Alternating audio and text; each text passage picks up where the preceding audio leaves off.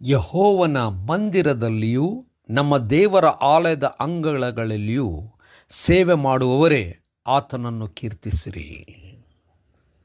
ಶುಕ್ರವಾರ 21 ಆಗಸ್ಟ್ 2026 ಇಸ್ವಿ. ಈ ದಿನದ ವಾಕ್ಯ ಧ್ಯಾನಕ್ಕಾಗಿ ನಾನು ಆರಿಸಿಕೊಂಡಂಥ ವೇದ ಭಾಗವು ಪೌಲನು ಫಿಲಿಪ್ಪಿಯವರಿಗೆ ಬರೆದ ಪತ್ರಿಕೆ 3ನೇ ಅಧ್ಯಾಯದ 16ನೇ ವಚನ. ಆದರೆ ನಾವು ಯಾವ ಸೂತ್ರವನ್ನನುಸರಿಸಿ ಇಲ್ಲಿವರೆಗೂ ಬಂದೆವೋ ಅದನ್ನೇ ಅನುಸರಿಸಿ ನಡೆಯೋಣ ಎಂಬುವಂಥದ್ದೇ. ಕರ್ತನಲ್ಲಿ ಪ್ರೀತಿಯುಳ್ಳ ದೇವಜನರೇ, ಶುಭೋದಯ.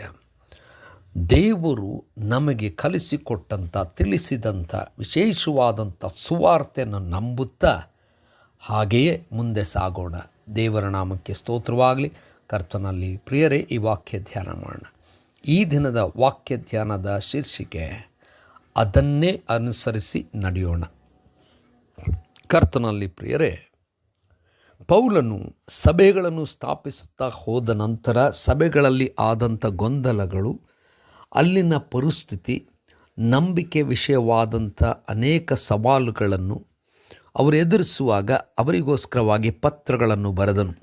ಫಿಲಿಪ್ಪಿಯವರಿಗೆ ಬರೆಯುವಾಗ, ನಾವು ನೀತಿವಂತರಾಗಿರುವಂಥದ್ದು ಯೇಸು ಕ್ರಿಸ್ತನ ನೀತಿವಂತಿಕೆಯಿಂದ ನಾವು ನಂಬಿದರೆ ಕ್ರಿಸ್ತನು ನಮಗೆ ಆ ಸ್ಥಿತಿಯನ್ನು ಕೊಡುತ್ತಾನೆ ಎಂಬುದಾಗಿ ಹೇಳುತ್ತಾ, ನಾವು ಯಾವುದಕ್ಕೋಸ್ಕರವಾಗಿ ಆರಿಸಲ್ಪಟ್ಟಿದ್ದೇವೆ, ನಮ್ಮ ಗುರಿಯೇನು, ಆ ಗುರಿಯ ಕಡೆಗೆ ನಾವು ಓಡುತ್ತಾ ಅದನ್ನು ಪೂರ್ತಿಗೊಳಿಸಬೇಕೆಂಬುದಾಗಿ ಹೇಳಿ ಅನೇಕ ವಿಧವಾದಂಥ ಬೋಧನೆಗಳು, ತತ್ವಜ್ಞಾನಗಳು ಆ ದಿವಸಗಳಲ್ಲಿ ಇದ್ದಂಥ ಕಾರಣ ನಂಬಿಕೆಗೆ ಅನೇಕ ಸವಾಲುಗಳು ಬಂದಿದ್ದವು. ಅದಕ್ಕೆ ಪೌಲನು ಆ ಜನರಿಗೆ, ನಾವು ಯಾವುದನ್ನು ನಂಬಿದ್ದೇವೆ, ಅಂದರೆ ಯಾವ ಸುವಾರ್ತೆ ನಮಗೆ ಹೇಳಲ್ಪಟ್ಟಿದೆ ಆ ಸುವಾರ್ತೆಯನ್ನೇ ಭದ್ರವಾಗಿಟ್ಟುಕೊಂಡು ಅದರಲ್ಲಿ ಆಳವಾಗಿ ನಾವು ಬೇರೂರಿ ನಂಬುತ್ತಾ ಅದರಂತೆ ಮುಂದೆ ಸಾಗಬೇಕೆಂಬುದಾಗಿ ಅವರೆಲ್ಲರನ್ನೂ ಬಲಪಡಿಸುತ್ತಾನೆ. ಕರ್ತನಲ್ಲಿ ಪ್ರಿಯರೇ, ಈ ಹೊತ್ತು ಕೂಡ ಹಲವಾರು ವಿಚಾರಗಳು, ಹಲವಾರು ವ್ಯಕ್ತಿಗಳು, ಹಲವಾರು ದೇವರ ಸೇವಕರುಗಳು ವಿಧ ವಿಧವಾಗಿ ಹೇಳುವಂಥ ದೇವರ ವಾಕ್ಯದ ಅರ್ಥ, ಇವೆಲ್ಲವುಗಳು ತತ್ವಬೋಧನೆಗಳು ಅನೇಕರನ್ನು ಆ ನಂಬಿಕೆಯ ಪಥದಲ್ಲಿ ಕುಂದಿಸುವಂತೆಯೂ ಬದಲಾಯಿಸುವಂತೆಯೂ ಬಿದ್ದು ಹೋಗುವಂತೆ ಮಾಡುವಂಥದ್ದು ಹೌದು.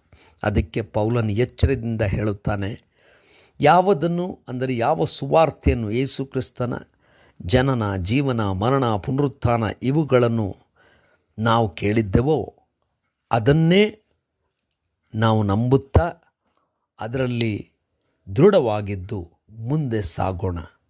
ಸುವಾರ್ತೆಯನ್ನು ನಂಬೋಣ, ಮುಂದೆ ಸಾಗೋಣ. ಕರ್ತನೇ ದಯಾಮಯ ಸ್ವಾಮಿ, ನೀನು ನಿನ್ನ ವಾಕ್ಯದಿಂದ ನಮ್ಮನ್ನು ಬಲಪಡಿಸಿದ್ದಿ, ರಕ್ಷಣೆಗೆ ನಡೆಸಿದ್ದಿ. ನಿನ್ನ ಚಿತ್ತ ಕೊಪ್ಪಿಸ್ತೇವೆ. ಯೇಸುವಿನ ನಾಮದಲ್ಲಿ ಪ್ರಾರ್ಥನೆ ಬೇಡಿದೆವು ತಂದೆಯೇ, ಆಮೆನ್.